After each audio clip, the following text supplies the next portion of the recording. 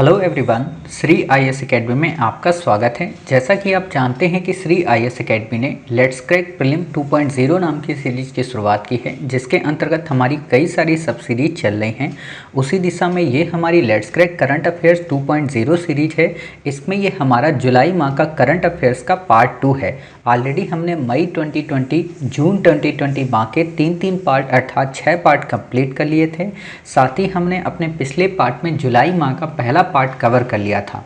तो इस पार्ट में हम देखेंगे कि जुलाई 2020 माह में किस तरीके का पार्ट 2 में इम्पोर्टेंट आर्टिकल रहे हैं। तो बिना देरी के चलिए शुरू करते हैं।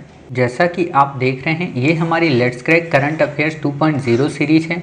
ऑलरेडी हमारी इसमें डे 2 तक की कहानी कंप्लीट हो चुकी है। तो हम इसमें देखेंगे कि जुलाई 2020 माह के करंट अफेयर्स के पार्ट 2 में कौन कौन से आर्टिकल इम्पॉर्टेंट रहे हैं। तो इसमें जो हमारा आज का पहला आर्टिकल है काफ़ी इम्पॉर्टेंट है। आपसे प्रश्न पूछा जा सकता है कि रेवा सोलर प्लांट के बारे में बताइए, ठीक है। और इसमें इतने ज़्यादा तथ्य हैं कि आपको एक एक तथ्य को ध्यानपूर्वक समझने की आवश्यकता है, ठीक है। पहला तो आपसे यही पूछेगा कि रेवा सोलर प्लांट है कहाँ पे, तो ये मध्य प्रदेश में है।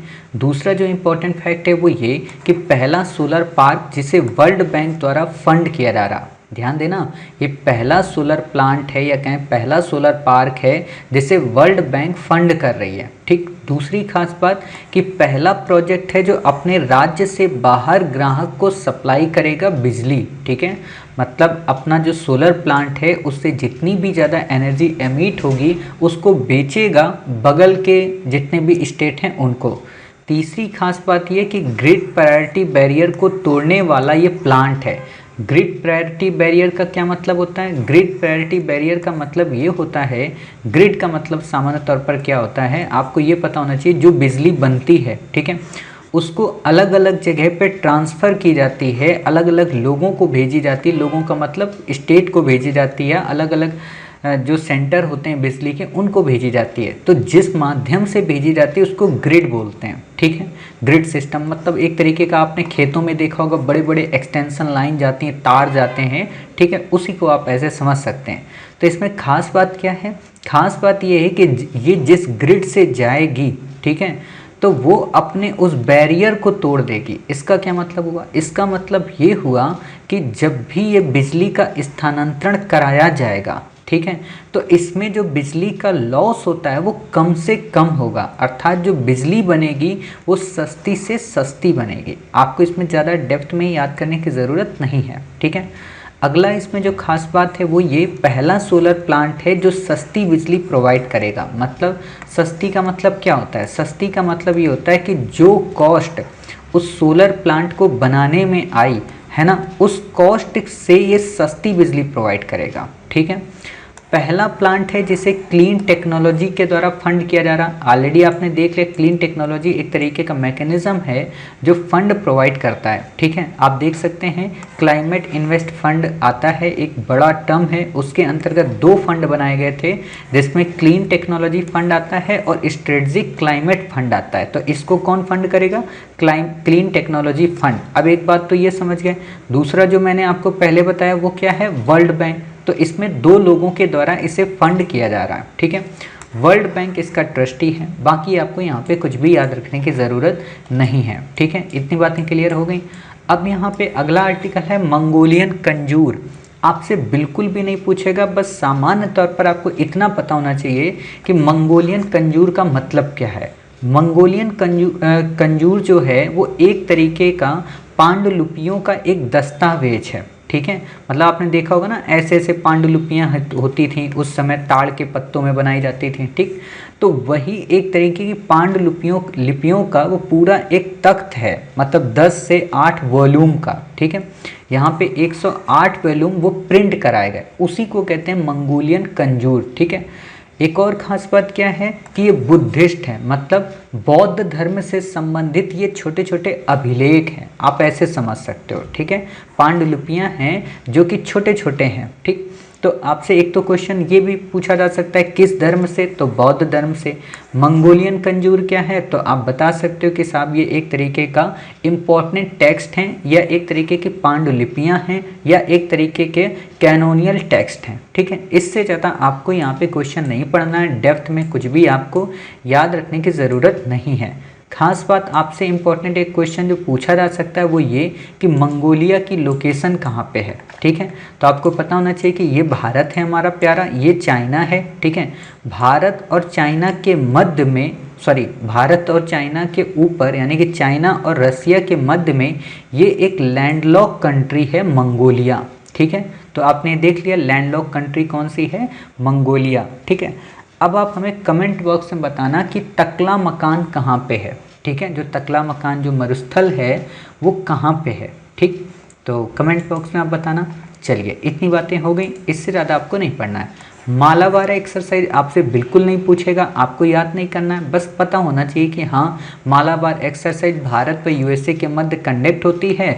जापान भी इसमें पार्टिसिपेट हो गया था, अब ऑस्ट्रेलिया भी इसमें शामिल हो जाता है। ठीक है, क्वाड के चारों देशों के अंतर्गत ये होती है। क्वाड आपको पता है एक मैकेनिज्म है, संगठन है एक तरीके का, हम पढ़ाएंगे इसे आपको, जो कि चाइना को काउंटर करने के लिए बनाया गया। ठीक है, अगला आर्टिकल है ओपन स्काईज ट्रीटी। आपसे यहीं पे एक क्वेश्चन पूछेगा कि ओपन स्काईज ट्रीटी केवल और केवल भारत ने पहली बार यूएई के साथ की, तो बिल्कुल भी नहीं, भारत कई देशों के साथ करता है। इसका क्या मतलब होता है, इसका मतलब सामान्य सा ऐसे समझिए जैसे कि मान लीजिए ये भारत है। ठीक है, इस भारत से मान लो दिल्ली से कोई फ़्लाइट जानी है, कहाँ पे जानी है, दिल्ली से कोई फ़्लाइट मान लीजिए इंग्लैंड जानी है। ठीक है, तो अब भारत कैसे जा सकता है, भारत के पास कई सारे रूट हैं। एक तो सीधा यहीं से उड़ान भरे और सीधा इसको पार करते हुए अपना इंग्लैंड पहुंच जाए। ठीक है, अब जिन जिन देशों के ऊपर से होके गुजरेगा भारत, ठीक है ना, तो उन देशों से उसे परमिशन लेनी पड़ेगी कि भाई हम आपके ऊपर से जाएंगे। जैसे आपको पता होना चाहिए पाकिस्तान का जहाज़ इंडिया के ऊपर से नहीं जाता है, वो क्या करता है, नेपाल जाता है, नेपाल से फिर जाता है अलग अलग। ठीक है, लेकिन कुछ क्षेत्रों में इंडिया ने उसको रियायत दे रखी है। जैसे वर्तमान संदर्भ में आपको पता होना चाहिए कि इंडिया के विमान को नो फ्लाइट जोन डिक्लेयर कर दिया गया था पाकिस्तान के द्वारा। तो इंडिया के जितने भी विमान होते थे जो जाने वाले होते थे यात्री के, तो वो ऐसे यहाँ से होके ईरान से, फिर अफगानिस्तान से और फिर तुर्कमेनिस्तान तजाकिस्तान से होते हुए तब जाते थे। ठीक है ना, तो ये रूट चेंज हुआ था, अभी आपने देखा होगा जब टसल शुरू हुई थी। ठीक है ना, तो यही होता है कि जिन जिन देशों से ऊपर से हमें गुजरने की परमिशन है उसे हम कहते हैं क्या, ओपन स्काईज ट्रीटी। ठीक है, अब यूएई से किया तो यूएई की लोकेशन इंपॉर्टेंट है, यूनाइटेड अरब अमीरत, ये आप देख रहे हो। ठीक है, क्या लाल सागर से लगता है, तो बिल्कुल भी नहीं, गल्फ ऑफ पर्सिया से लगता है। और यहाँ पे क्या है बताइए, गल्फ ऑफ ओमान। ठीक है, तो गल्फ ऑफ ओमान और गल्फ ऑफ पर्सिया के मध्य स्टेट ऑफ हार्मूज। शायद मैंने 100 से 200 बार आप लोगों को पढ़ा दिया है। ठीक है, तो इससे ज़्यादा वहाँ पे नहीं पढ़ेंगे, बाकी हमें यहाँ पे कुछ भी पढ़ने की ज़रूरत नहीं है। अगला आता है भाषणचर आइलैंड, काफ़ी इम्पोर्टेंट है।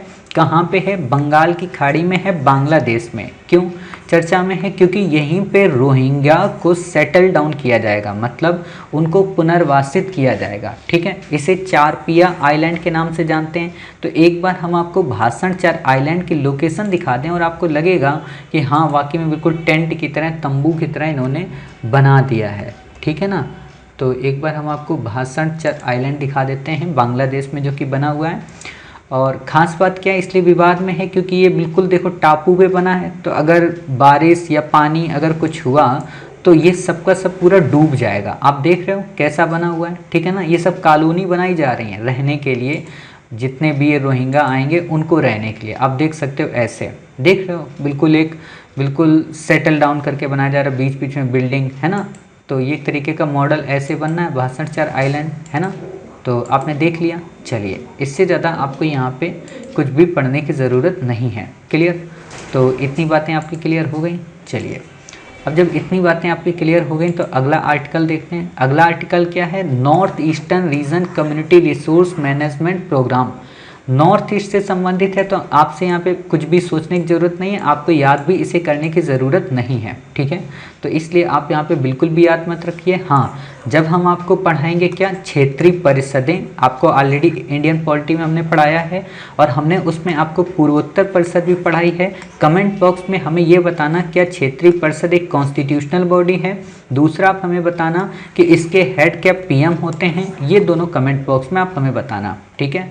तो इतनी बातें हो गई। फिर खास बात आती है यहाँ पे एक ये देख लीजिए थोड़ा सा, मतलब आईफेड क्या है। आईफेड का पूरा नाम है इंटरनेशनल फंड फॉर एग्रीकल्चर, ठीक है। आपसे क्वेश्चन पूछा जा सकता है कि किससे संबंधित है, तो यूएन की स्पेशलाइज्ड एजेंसी है, मतलब आईएफएडी। ये क्या है, international fund for agriculture development. ये यूएन की स्पेशलाइज्ड एजेंसी है, हेडक्वार्टर इटली रोम में है, इंटरनेशनल फाइनेंशियल इंस्टीट्यूशन है। इससे ज़्यादा आपको यहाँ पे नहीं याद रखना है, ठीक है। इतनी बातें हो गई। चलिए अगला आर्टिकल है बॉन बीबी। बॉन बीबी क्या होता है, ये देवी देवता हैं सुंदरवन में, ठीक है। मतलब एक तरीके का वहाँ पे थिएटर परफॉर्म किया जाता है, उसी से संबंधित, बाकी आपको नहीं याद रखना है। अगला आर्टिकल है राबरी, भारवाद व चारण ट्राइब। आपसे सिंपल सा क्वेश्चन ये पूछेगा कि राबरी, भारवाद और चारण ट्राइब का संबंध कहाँ से है, या सिंगल चारण ट्राइब ही आपसे पूछ लेगा, या आपसे पूछ लेगा गदवी जनजाति कहाँ की है, ठीक है। तो आप बता देना साहब ये गुजरात की है। बाकी आपसे इसमें परिभाषा नहीं पूछेगा और ना ही आपको यहाँ पे कुछ भी याद रखने की ज़रूरत है, ठीक है। चारण भाट आप हमेशा नाम सुनते होंगे ना, कि चारण भाट लोग क्या करते थे, कविताएं गाते थे। जैसे बुंदेलो, आप हमेशा नाम सुनते थे हो ना, जब रानी लक्ष्मीबाई की कविता सुनते हो कि बुंदेलो हर बेलो के मुख हमने सुनी कहानी थी, खूब लड़ी थी मर्दानी वो तो झांसी वाली रानी थी। तो बुंदेले और हर बोले ये कौन थे, ये गवैये होते थे, मतलब गाते रहते थे। जैसे कभी कभी हम ही आपके साथ कुछ ना कुछ गा देते हैं, ठीक है। तो इससे ज़्यादा आपको नहीं याद रखना है। वर्ल्ड पॉपुलेशन डे काफ़ी इंपॉर्टेंट है, यूएनडीपी के द्वारा मनाया जाता है 1989 में, ठीक है। और इस समय आप देख रहे हैं पॉपुलेशन को लेकर काफ़ी ज़्यादा चिंता है भारत सरकार को, ठीक है। तो आपसे क्वेश्चन पूछा जा सकता है यूएन पॉपुलेशन फंड क्या है, ये यूएनजीए का एक सब्सिडरी ऑर्गन है, मतलब यूनाइटेड नेशन जनरल असेंबली का, ठीक है। 1967 में ट्रस्ट बना था यूएनएफपीए जो फंड है, ठीक है। एसडीजी आपसे नहीं पूछेगा। हाँ, आप यहाँ पे बस ये याद रखना कि रिपोर्ट जो है इसके द्वारा जारी की जाती है, state of world population on report, ठीक है। किसके द्वारा, यूनाइटेड नेशन पॉपुलेशन फंड के द्वारा। ये इस पे आपसे क्वेश्चन पूछा जा सकता है कि state of world population on report किसके द्वारा जारी की जाती है, ठीक है। अगला आता है प्रोजेक्ट संपर्क। प्रोजेक्ट संपर्क किससे संबंधित है, ब्रिज कंस्ट्रक्ट से, ठीक है। ब्रिजों के निर्माण करने से संबंधित है प्रोजेक्ट संपर्क। यहीं पे आप एक और लिख लीजिए, हालांकि हम करंट में आपको पढ़ाते ही हैं, प्रोजेक्ट हिमांक। ये भी किससे संबंधित है, ये जम्मू कश्मीर का जो रीजन है, लद्दाख का जो रीजन है, वहाँ पर सड़क निर्माण से। और दोनों को कौन लॉन्च किए हुए, बीआरओ। बीआरओ क्या है, एक तरीके की बॉडी है जो कि संगठन है, मतलब जो कि एक तरीके से आपका बॉर्डर एरिया में संबंधित जितना भी इंफ्रास्ट्रक्चर होता है अपने देश का या बगल वाले किसी मित्र देश का, तो उसकी मदद करता है इंफ्रास्ट्रक्चर बिल्ड करने में। जैसे NHAI है ना, national highway authority of India, ये इंडिया के अंदर करती है। BRO है, ये इंडिया के बाहर, मतलब इंडिया के बॉर्डर एरिया पे करती है। अब दोनों में डिफरेंस क्या है, ये सड़क एवं परिवहन मंत्रालय के अंतर्गत आता है, बट ये डिफेंस मिनिस्ट्री के अंतर्गत आता है, ठीक है ना। तो दोनों में ये डिफरेंस है, आपको बस पता होना चाहिए। फिर बात आती है ट्रेटासेमा फेरग्यू। आपसे बिल्कुल नहीं क्वेश्चन पूछेगा, आपको यहाँ पे याद रखने की ज़रूरत नहीं है। आप में कुछ बच्चों को लगता होगा सर जब पूछेगा नहीं तो फिर आपने लिख क्यों लिया था, तो भाई साहब ये लिख इसलिए लिया था ये, क्योंकि उस समय 10 अक्टूबर वाले बच्चों को जब मैं पढ़ाता था तो उनके हिसाब से बना था, लेकिन वही था एग्ज़ाम पोस्टपोन हो गया तो फिर इन चीज़ों को वो करना पड़ा था। एप्टीमा वाटसनी। एप्टीमा वाटसनी तो आपसे नहीं पूछेगा, हाल ही में चर्चा में रही वाइथीमा वाटसनी क्या है, तो ये बटरफ्लाई की स्पीसीज है। आपको हमने कल ही पढ़ाई थी, योमन जो थी वो क्या थी, वो तमिलनाडु की बटरफ्लाई स्पीसीज थी, ठीक है। क्वेश्चन जो आपसे पूछेगा वो पूछेगा जमुई हिल्स के बारे में, कि जमुई हिल्स कहाँ पे, तो त्रिपुरा राज्य में, ठीक है। तो एक बार हम आपको जमुई हिल्स की लोकेशन दिखा देते हैं ताकि आपको चीज़ें याद रहें, ठीक है। जमुई हिल्स, जमुई हिल्स इसमें तो दिया ही नहीं है जमुई हिल्स के बारे में। जमुई हिल्स त्रिपुरा, शायद कहो ना ही दे इसमें, क्योंकि कई बार होता है ना कि गूगल कुछ चीज़ों से नाराज़ हो जाता है। त्रिपुरा जमुई हिल्स,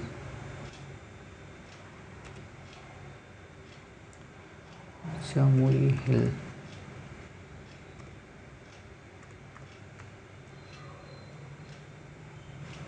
हाँ ये देखो जामपुई लिखा है इसमें, जामपुई हिल्स है ना, तो आप भी सही कर लेना, जामपुई ही कर लेना जमुई की जगह पे, है ना। तो क्योंकि या तो एम साइलेंट होगा, तो ये देखिए जमुई हिल्स हैं, ठीक है, जामपुई हिल्स मतलब आप इसको समझ सकते हैं, है ना। तो ये देखिए जामपुई हिल वाटरफॉल, ठीक। तो आपको बस इतना ही यहाँ पे याद रखना है, बाकी आपको यहाँ पे कुछ भी याद रखने की ज़रूरत नहीं है। ये देख सकते हो कैसी पहाड़ियाँ यहाँ पे बनी हुई हैं। बाकी आपको पता है त्रिपुरा से रिलेटेड ऑलरेडी हमने कई बार आपसे क्वेश्चन पूछा है, ठीक है। तो उम्मीद है इतनी बातें आपको यहाँ पे याद रखनी है। फिर बात आती है असीम पोर्टल। असीम पोर्टल किससे संबंधित है? आत्मनिर्भर स्किल्ड एम्प्लॉयर मैपिंग, नाम से ही समझ में आ जा रहा होगा कि असीम पोर्टल किससे संबंधित होगा, लोगों को रोजगार देने से, लोगों को स्किल एंड टेक्नोलॉजी देने से, उससे रिलेटेड है ये हमारा असीम पोर्टल, ठीक है। बाकी आपको यहाँ पे याद नहीं रखना, आपसे इनडायरेक्टली क्वेश्चन नहीं पूछ, डायरेक्टली क्वेश्चन मतलब नहीं पूछेगा, ठीक है। अगला जो आर्टिकल है नेट ग्रिड, आपसे मे भी क्वेश्चन पूछा जा सकता है, इंपॉर्टेंट है और एक दो बार पूछा भी गया है, ठीक है। पूरा नाम है नेशनल इंटेलिजेंस ग्रिड, ठीक है। 2009 में गठन हुआ था इसका। ऑनलाइन डाटाबेस से कई सारी इन्वेस्टिगेशन एजेंसी का डाटा एक जगह इकट्ठा किया जाता है, ठीक है। जैसे हमारे यहाँ कई सारी इन्वेस्टिगेशन एजेंसी है ना, NCRB जैसे नेशनल क्राइम रिकॉर्ड ब्यूरो का डाटा अब एक्सेस किया जाएगा। RTI एक्ट के अंतर्गत ये नहीं आता है, मतलब आप ये नहीं कह सकते हो कि नेट ग्रिड में जो डाटा है सर हमें बताइए, ये नहीं किया जा सकता। क्यों नहीं किया जा सकता? क्योंकि ये देश की खुफिया एजेंसियां इसमें जैसे IB है, RA है, NIA है, वो सब यहाँ पे डाटा अपना शेयर करते हैं और उसको एक्सेस करते हैं किसी भी क्रिमिनल जो प्रोसीजर होता है उसको सही से लागू करवाने में या उसको रिसर्च करने में। NCRB क्या है? नेशनल क्राइम रिकॉर्ड ब्यूरो है। ऑलरेडी आप हमेशा कई बार सुनते होंगे कि NCRB की रिपोर्ट आई है। IPC के मामलों की इन्फॉर्मेशन करता है, हेडक्वार्टर न्यू दिल्ली में है, मिनिस्ट्री होम अफेयर्स के अंतर्गत 1986 में से सेटअप किया गया था। काम क्या करता है? क्राइम और क्रिमिनल्स की जानकारी को शेयर करता है और देखता है, ठीक है। न्यूवाइज अ कॉमेट, न्यूवाइज एक कॉमेट का मतलब क्या हुआ? ये एक तरीके का, मैं अभी बताऊंगा कॉमेट आपका क्या होता है, ठीक है। धूमकेतु जिसको आप लोग बोलते हो, ठीक है। C2020 F3 नाम से जाना जाता है। नासा द्वारा टेलीस्कोप से कॉमेट को खोजा गया। आपसे ये तो नहीं पूछेगा, हाँ मे बी आपसे कॉमेट पे क्वेश्चन आएगा क्योंकि UPSC ने कई बार आपसे क्वेश्चन पूछा है, ठीक है। आईसी ऑब्जेक्ट्स, ठीक है, सन के चारों ओर चक्कर लगाते हैं, मतलब जो बर्फ के छोटे छोटे पिंड होते हैं वो चक्कर लगाते हैं सूर्य के चारों ओर। कई बार तो क्या होता है कि अपने एक निश्चित पाथ में चक्कर लगाते हैं, कई बार क्या होता है कि उनकी एक टेल बन जाती है, इनका खुद का कोई प्रकाश नहीं होता है, ठीक है। इससे ज़्यादा आपको यहाँ पे याद रखने की ज़रूरत नहीं है, ठीक। UPSC ने आपको पता होना चाहिए कि एस्ट्रॉइड पे यानी कि क्षुद्र ग्रह और धूमकेतु दोनों पे डिफरेंस करके क्वेश्चन पूछा था, ठीक है। तो आपको बस इतना ही पता होना चाहिए कि अच्छा हाँ ये धूमकेतु होता है, ये क्षुद्र ग्रह होता है। क्षुद्र ग्रह के बारे में अच्छा एक कमेंट बॉक्स में बताना कि जो एस्ट्रॉइड्स हैं वो किन दो प्लैनेट के मध्य पाए जाते हैं, ठीक है। चलिए अगला है Q Zhao 11 rocket. Q Zhao 11 rocket आपसे बिल्कुल नहीं पूछेगा क्योंकि चाइना का है। हाँ चाइना के कुछ मिशन हैं वो में भी आपसे क्वेश्चन पूछे जा सकते हैं, जैसे लॉन्ग मार्च, ठीक है, आपको पता है उनका रॉकेट ही है। हेवनली पैलेस, ठीक है, वहाँ पे एक तरीके का पैलेस बनाना चाह रहे हैं। तियानवेन-1 ये इनका एक मार्स मिशन है, ठीक है, आपको पता है अभी भेजा गया था, ठीक। इससे ज़्यादा आपको यहाँ पे याद नहीं रखने की ज़रूरत है। अगला आता है इटोलीजुमाब। इटोलीजुमाब क्या है? ये एक तरीके का ड्रग है, यानी कि एंटीबॉडी ड्रग है कोविड-19 के लिए। लैब मेड जो प्रोटीन्स होते हैं उसकी तरह ये काम करता है। वैसे प्लेग के इलाज के लिए इसको दिया जाता है। मोटे तौर पर अगर मैं ये कहूँ कि एक तरीके की ऐसी दवा है, ड्रग है जो लोगों में एंटीबॉडी को जनरेट करता है, ठीक है, लोगों को मजबूत बनाता है। आपसे नहीं पूछेगा। साइटोकाइन रिलीज सिंड्रोम क्या है? ये एक सिस्टमैटिक इन्फ्लामेटरी रिस्पॉन्स है, क्या है, जिसमें ज़्यादा मात्रा में साइटोकाइनिन रिलीज होता है। आपसे बिल्कुल क्वेश्चन नहीं पूछेगा, ना ही आपको इसे याद रखने की ज़रूरत है। रेयर आर्किड तो आपसे नहीं पूछेगा, लेकिन आर्किड स्टेट पे यूपीएससी ने क्वेश्चन पूछा है जिसको आपने लगाया होगा अरुणाचल प्रदेश, ठीक है। बाकी आपको यहाँ पे याद रखने की ज़रूरत नहीं है। हाँ, इतना पता हो कि दुधवा टाइगर रिजर्व कहाँ पे है, उत्तर प्रदेश राज्य में। बाकी आप यहाँ पे कुछ भी मत याद रखिए, ठीक है। फिर बात आती है मिजोरम में भूकंप। आपको ये नहीं याद रखना है, आपको बस इतना याद रखना है, चूराचारपुर माओ फाल्ट कहाँ पे है, मिजोरम में, ठीक है। इसका क्या मतलब होता है, माओ फाल्ट का मतलब ये होता है जैसे दो पहाड़ियाँ, ठीक है, एक दूसरे से जब टकराती हैं तो वहाँ पे थोड़ा सा ढलान बन जाता है, या दोनों पहाड़ियों में थोड़ी सी दरार आ जाती है, ठीक है, जिसको आप लोग भ्रंश बोलते हो, ठीक है। तो वो फाल्ट है। बाकी आपको कुछ भी इतना डेप्थ में आपसे पूछेगा नहीं, चर्चा में है तो आपको याद रखना चाहिए, ठीक है। बाकी चाबहार तो मैंने आपको कई बार बताया, देख लीजिए। चाबहार रेल लाइन कहाँ पे है, भारत, ईरान व अफगानिस्तान के मध्य बन रही है, चाबहार से जहादान के मध्य, ठीक है। तो आपसे क्वेश्चन पूछा जा सकता है। आपसे जो इंपॉर्टेंट क्वेश्चन है वो ये पूछेगा कि अफगानिस्तान के शहर हाल ही में चर्चा में रहे कौन कौन से शहर, क्यों इंपॉर्टेंट है। आपको पता है तालिबान इस समय वहाँ पे ऊधम मचाए हुए, और यूपीएससी ने मज़ार शरीफ पे 2018 में क्वेश्चन पूछा ही था, तो फिर से क्वेश्चन पूछा जा सकता है। कई सारी वेब सीरीज आई हैं, इसलिए भी क्वेश्चन पूछा जा सकता है, ठीक है। देखो, थिंकिंग प्रोसेस को लेकर तो आप दिमाग से हटा दो कि आप जो भी चीज़ टीवी में देखते हो उसका यूपीएससी से कैसे रिलेशन हो सकता है, इसके लिए तो मैं बैठा हूँ, ठीक है। मैं आपको बता दूंगा कि हाँ, इससे ये प्रोसेस पे क्वेश्चन आ सकता है। जैसे अक्षरधाम है, ठीक है, अक्षरधाम पे मूवी आ रही है तो यूपीएससी अक्षरधाम पे नहीं क्वेश्चन पूछेगा, बाकी टेम्पल पे क्वेश्चन पूछेगा। इसीलिए आप देख रहे होगे कि हम एमसीक्यू आपको टेम्पल वाले सारे कवर करा दे रहे हैं।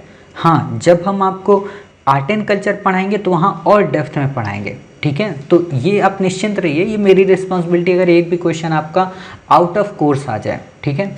मज़ार शरीफ, हेरात, कंधार, डेलाराम, जारांज, तो ये सिटी आपको पता होना चाहिए, ठीक है। और आपको पता होना चाहिए डेलाराम जारांज एक हाईवे, मतलब सर्कल ऐसे बनाया जा रहा है, पूरा जोड़ा जा रहा है एक तरीके का, जैसे हमारे यहाँ हाईवे नहीं होते हैं, आउटर लेन जो हमारे रिंग रोड जो होते हैं, बिल्कुल वैसा है। और इसको नीचे चाबहार से जोड़ा जा रहा है। आप में से जो बच्चे पहली बार तो नहीं देख रहे होंगे इस वीडियो को, क्योंकि ऑलरेडी आपको काफ़ी सारी क्लासेस प्रीवियस वाली भी करनी थी, तो यहाँ पे मैं आपको दिखा देना चाहता हूँ कि चाबहार जो पोर्ट है वो आपका कहाँ पे, ये ईरान में, ठीक है। ये है चाबहार इस जगह पे, और ये है ग्वादर, ठीक है। तो ये आपको याद रखना है, ये ग्वादर आपका पाकिस्तान में और ये हमारा चाबहार है, ठीक है। बाकी आपको यहाँ पे नहीं याद रखना है। खास बात क्या कि दो अन्य छोटे छोटे पोर्ट हैं, शाहिद बेइज्जती और शाहिद कालंत्री, ठीक है।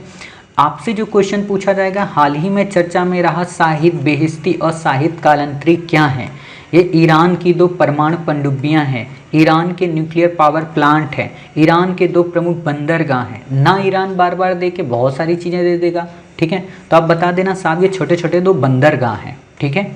बाकी आपको नहीं याद रखना है। वॉलेंट्री नेशनल रिवाइव क्या है, आपको बिल्कुल भी नहीं याद रखना है कि हाँ रिव्यू क्या है, वॉलेंट्री नेशनल रिव्यू आपसे क्वेश्चन नहीं पूछेगा, ठीक है। हाँ, इम्पॉर्टेंट क्या है यहाँ पे, इम्पॉर्टेंट जो है शायद अगर दिया होगा तो मैं आपको बता दूंगा। इम्पॉर्टेंट इसमें आपको कुछ भी नहीं है, हाँ कुछ भी नहीं है यहाँ पे, ठीक है। तो आपको यहाँ पे कुछ भी याद रखने की ज़रूरत नहीं है। फिर बात आती है टंगाम्स क्या है। टंगाम्स एक तरीके की आदि जनजाति के अंतर्गत आते हैं। आपको पता है कि अरुणाचल प्रदेश में एक जनजाति है आदि, आदि ये ट्राइब है। आदि को आप अन्य वर्ड मत लेना, है ना, या एग्जाम्पल्स आदि, वो वाला आदि नहीं, आदि मतलब जनजाति। आपने पढ़ा होगा ना धमाल मूवी, आदि और मानव, उसमें दो थे ना, हम एक ही यूनिट हैं, तो वही बात है, ये आदि है। अरुणाचल प्रदेश की ट्राइब है। अरुणाचल प्रदेश की अधिकतम जो भाषाएं, ये तो आपसे नहीं पूछेगा, ये जरूर क्वेश्चन पूछा जा सकता है कि टंगाम्स कहाँ की ट्राइब है, अरुणाचल प्रदेश की। आदि ट्राइब कहाँ की है, अरुणाचल प्रदेश की, ठीक है। बाकी और भी वहाँ पे बहुत सारी ट्राइब हैं, वो हम आपको जब पढ़ाएंगे तो हम आपको बता देंगे, ठीक है। और ऑलरेडी हमने आपको अपने प्रीलिम पैड में शेयर भी किया है।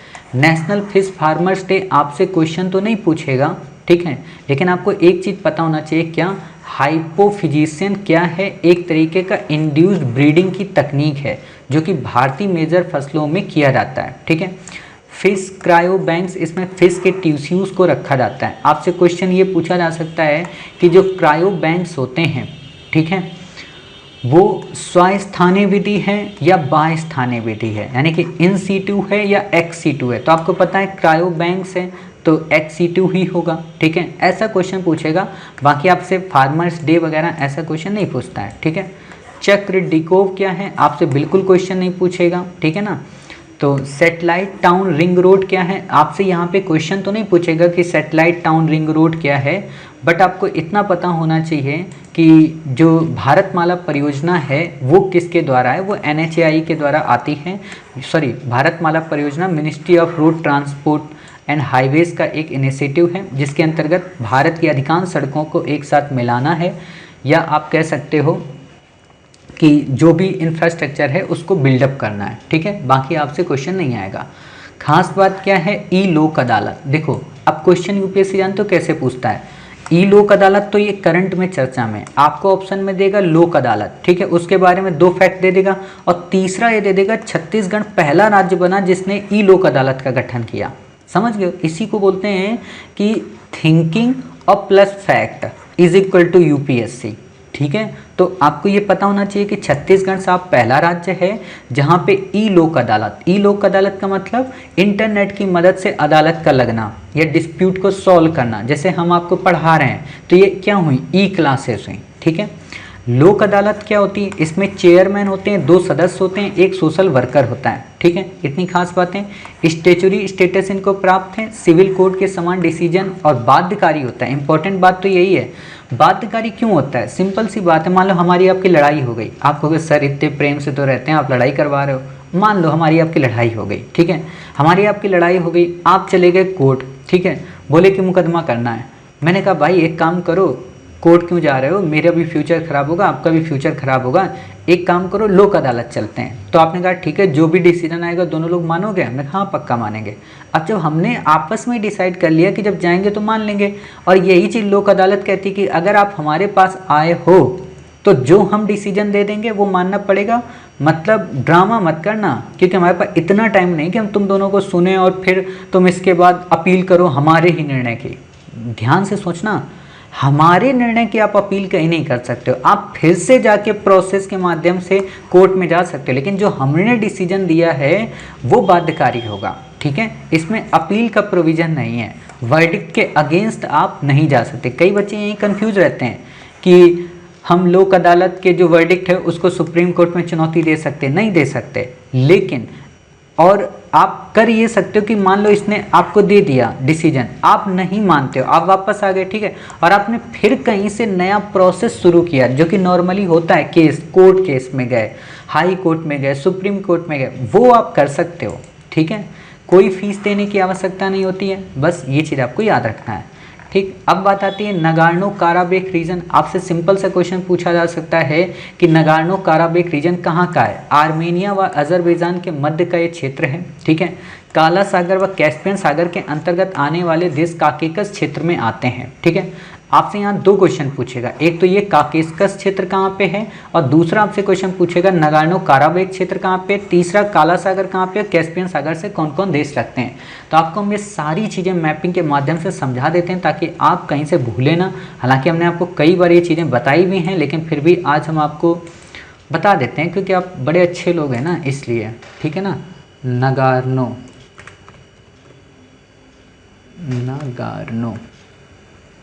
ये देखें, नगार्नो काराबेक रीजन, ठीक है, ये आपका अजरबैजान है।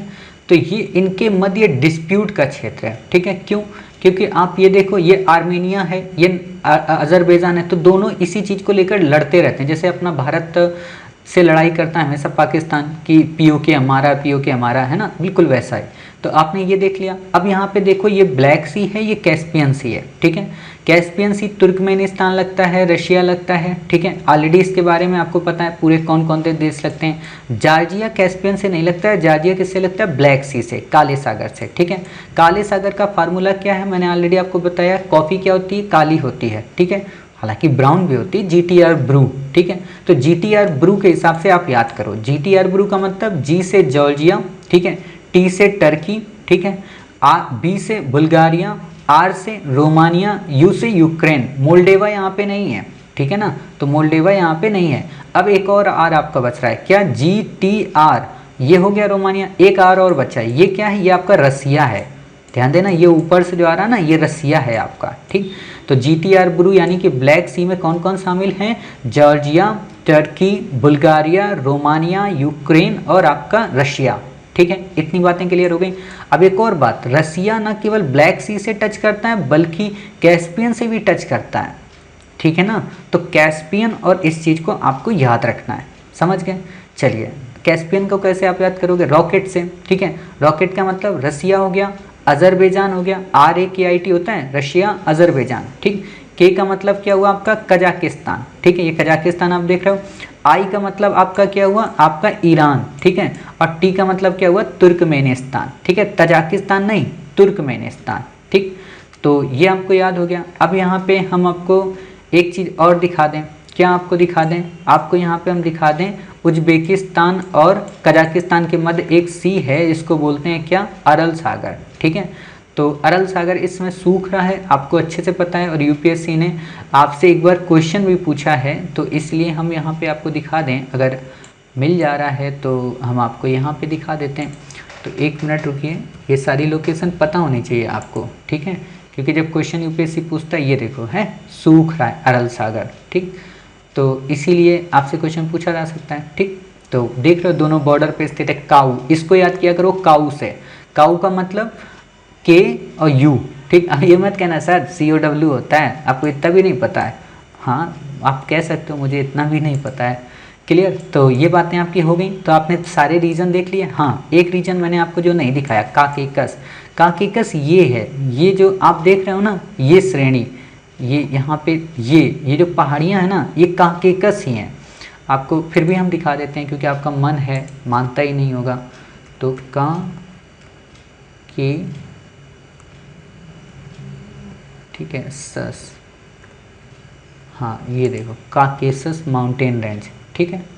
तो आप ये देख रहे हो काकेशस माउंटेन रेंज, आप ये देख रहे हो, यही है ना, ये ऐसी पूरी रेंज बनी हुई है।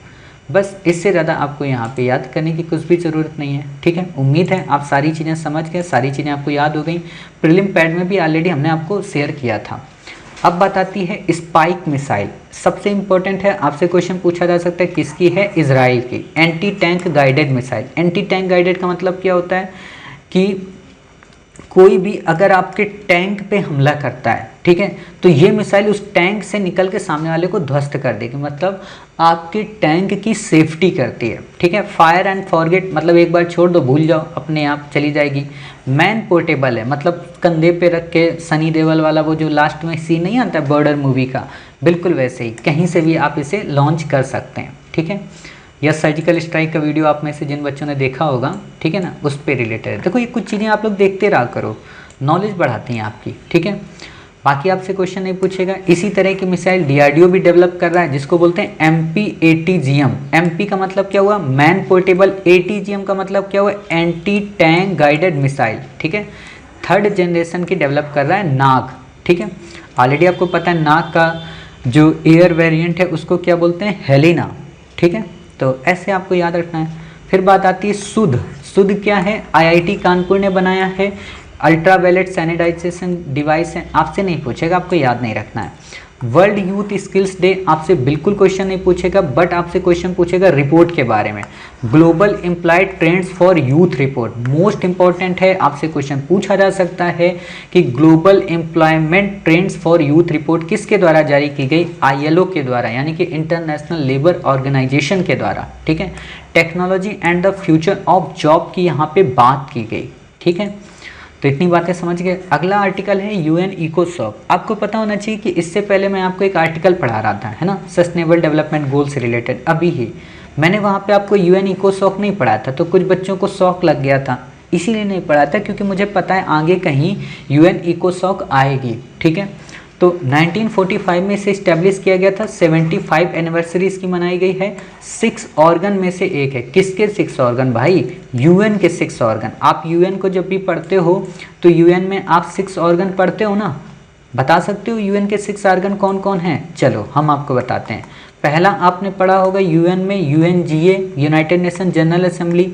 दूसरा आपने पढ़ा होगा क्या इसमें? UNEP, ठीक है। तीसरा आपने पढ़ा होगा यहाँ पे UNSC, ठीक है। चौथा आपने इसमें पढ़ा होगा सेक्रेटरिएट, ठीक है। पांचवा इसमें पढ़ा होगा ट्रस्टीशिप, छठा आपने पढ़ा होगा इकोसॉक, सॉरी यहाँ पे ये यूएनईपी आपका नहीं आएगा, ठीक है ना। हाँ, यहाँ पे आपका यूएनएससी हो गया, सेक्रेटेरिएट हो गया, ट्रस्टीशिप हो गया, इकोसॉक हो गया, क्लियर। तो ये आपकी यहाँ पे 6 यूनिट हो जाती हैं टोटल, ठीक। तो इतनी बातें आपको यहाँ पे याद रखना है, बाकी आपको यहाँ पे कुछ भी याद रखने की ज़रूरत नहीं है।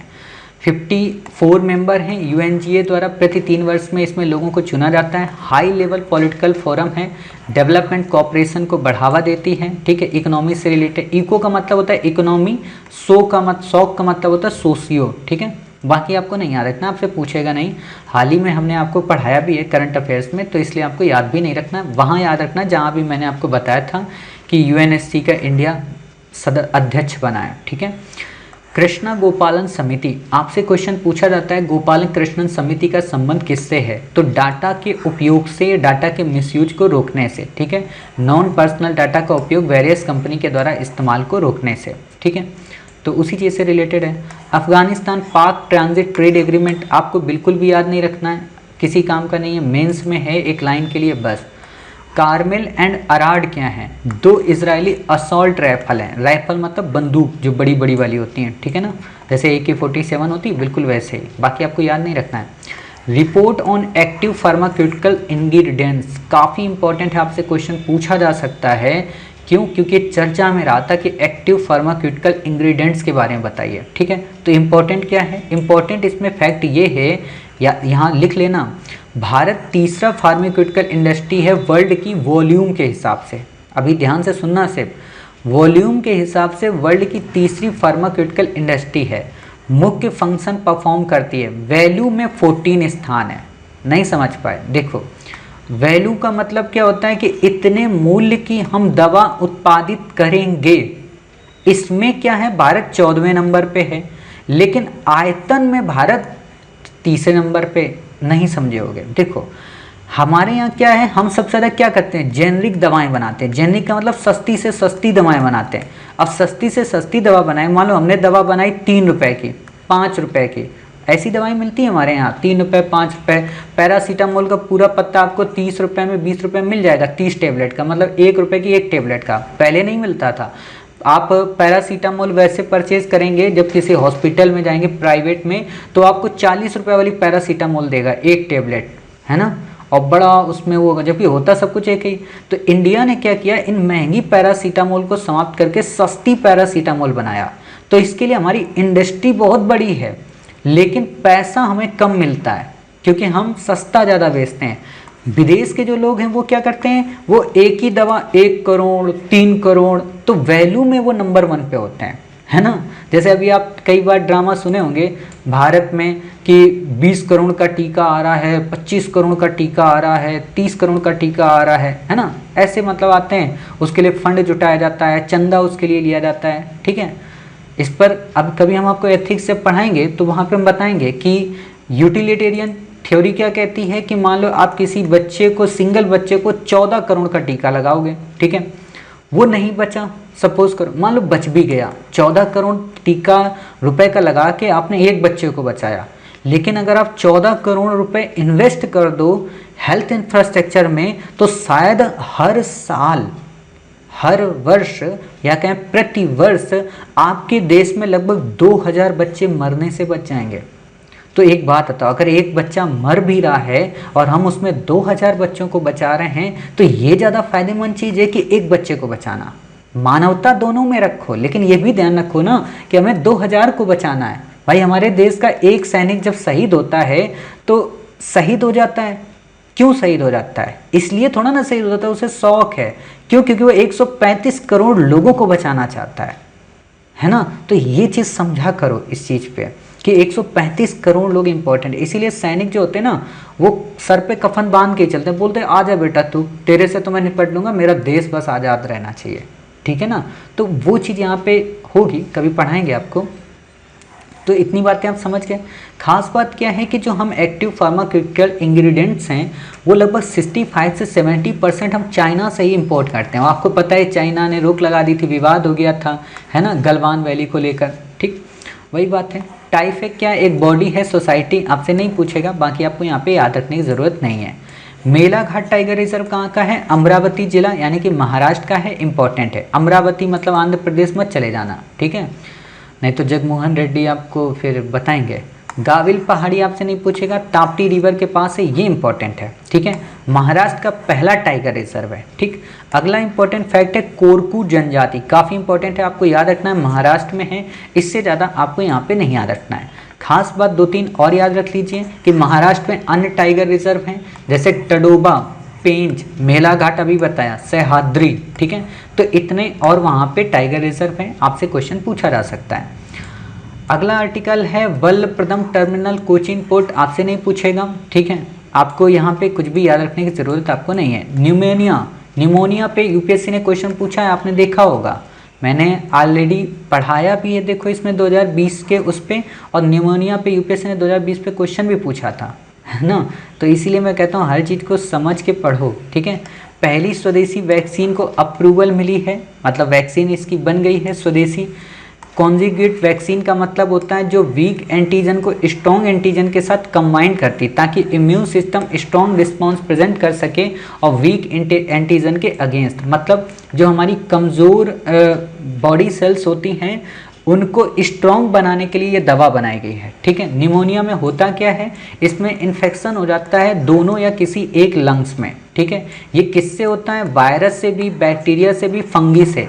ध्यान देना, आपसे क्वेश्चन यही पूछेगा कि न्यूमोनिया किससे होता है। मान लो आपको ऐसे तो नहीं देगा, आपको ऐसे दे देगा कि निम्न में से कौन सी वायरस जनित बीमारियां हैं, मलेरिया, HIV, न्यूमोनिया, कोविड-19, ठीक है, तो बता देना भाई साहब मलेरिया नहीं है, न्यूमोनिया इसमें है, ठीक है, मलेरिया वायरस से नहीं होता है, ठीक।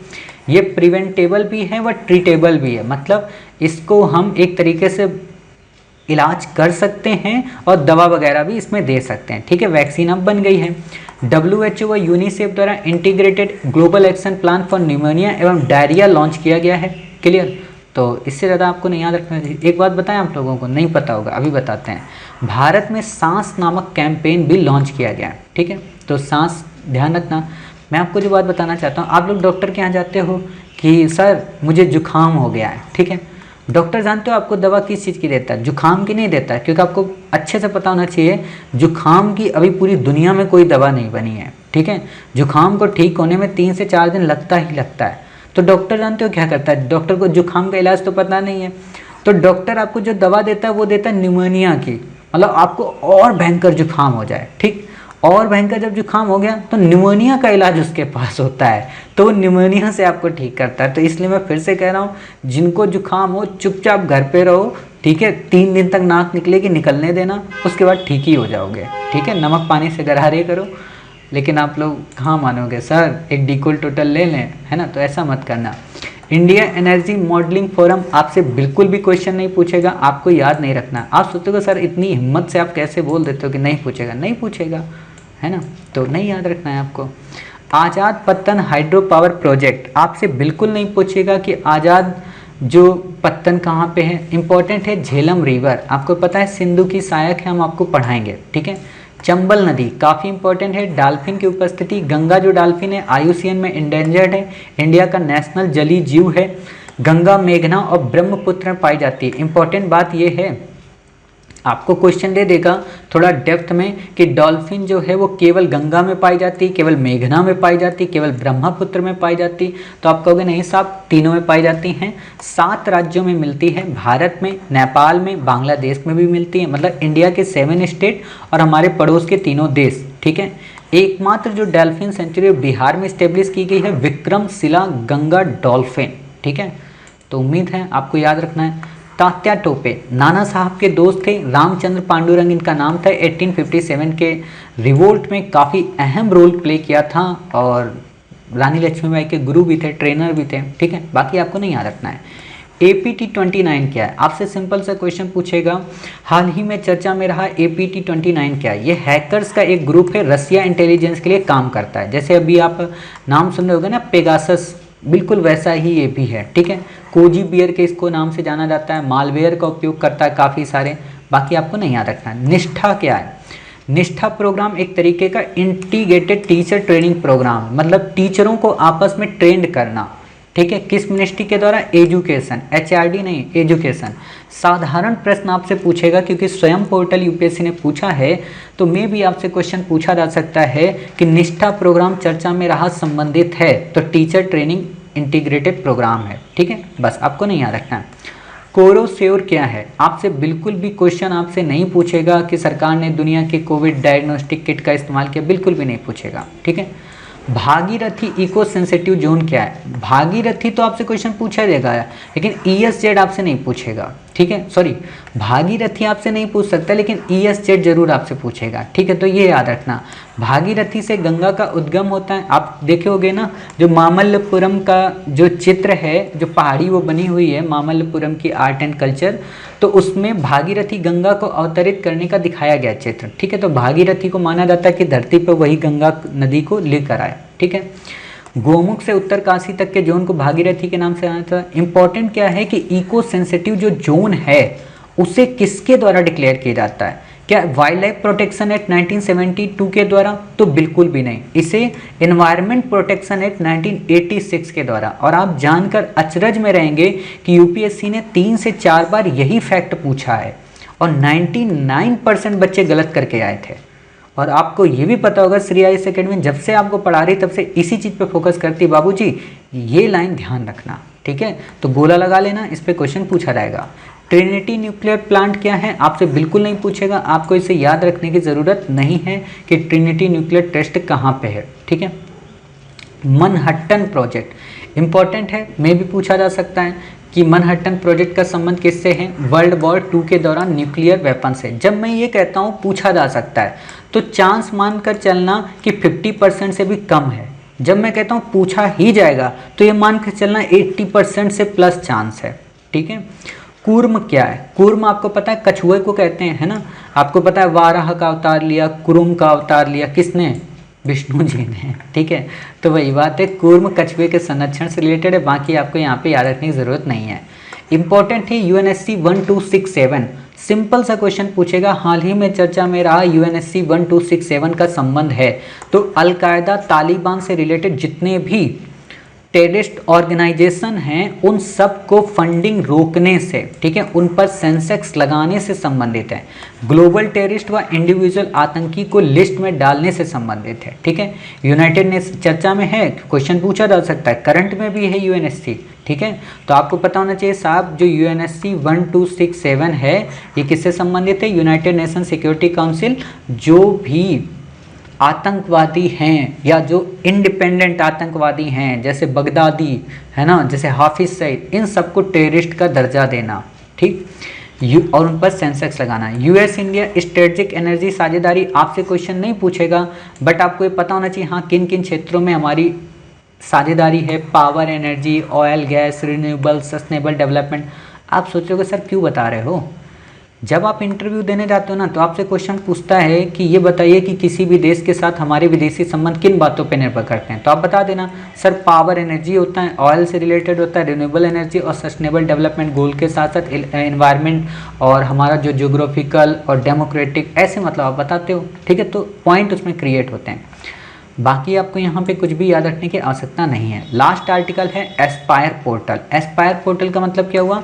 ऑटोमोटिव इंडस्ट्री में टेक्नोलॉजी को डेवलप करने का एक प्लेटफॉर्म है। ऑटोमोटिव मतलब जो गाड़ियाँ बनती हैं ना, उन गाड़ियों में जो टेक्नोलॉजी उपयोग किया जाता है। जैसे आपको पता होगा कि SpaceX ने जो अपनी कार बनाई है वो ड्राइवरलेस कार बनाई है। ठीक है, तो वो टेक्नोलॉजी कैसे आए या उस टेक्नोलॉजी के बारे में इनोवेशन कैसे कर पाएँ, उसको कैसे सीख सकें, कैसे शेयर कर सकें, तो उसके लिए एस्पायर नाम का पोर्टल ये बनाया गया है। ठीक है, इंपॉर्टेंट है विटामिन डी। आपने देखा होगा लोगों से कहा गया था भाई विटामिन डी काफ़ी इंपॉर्टेंट होता है कोविड-19 में, तो धूप की, सन की रेज लो या तो कोई विटामिन वगैरह खाओ।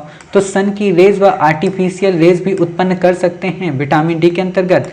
ये फैट को डिजोल्व करती, मतलब मोटापे को कम करती, शरीर में लंबे समय तक रहता। ध्यान देना, जितनी भी अमेरिकन लड़कियां या लड़के होते हैं वो लोग धूप में क्यों नदी के किनारे या समुद्र के किनारे मतलब लेटे होते हैं अपने आधे कपड़ों में? इसलिए नहीं लेटे होते, उनको शौक दिखाना होता है, इसलिए ताकि वो अपनी बॉडी का जो मोटापा उसे कम करते हैं। ठीक है, और यहाँ पे इंडिया में लोग पिज्ज़ा बर्गर खा खा के अपने गद्दे में चुपचाप ओढ़ के सो जाएंगे, चलेंगे भी नहीं 5 मिनट। ठीक है, कहाँ से मजबूती आएगी? काफ़ी फ़ायदे, हड्डियों को ताकत देती, बाकी आपको नहीं याद रखना है। प्ली बार्गेनिंग क्या है, 2006 के सीआरपीसी के अंतर्गत इसे बताया गया है। आपको इसे याद रखने की ज़रूरत नहीं है, आपसे क्वेश्चन नहीं पूछेगा, ठीक है। तो उम्मीद है आज आपने यहाँ पे जुलाई माह के पार्ट 2 को अच्छे से कवर किया। अब हमारा केवल एक लास्ट पार्ट बचा है, पार्ट 3। अपने पार्ट 3 में हम देखेंगे 21 जुलाई से लेकर 31 जुलाई 2020 तक के इम्पोर्टेंट आर्टिकल्स। तो ये घटनाएं आज आपको समझ में आई होंगी। मिलते हैं अपने नेक्स्ट पार्ट में, तब तक अपना ख्याल रखिए, स्वस्थ रहिए, कोविड-19 के पेंडेमिक से अपना और अपनी फैमिली का बचाव करिए। जय हिंद, जय भारत।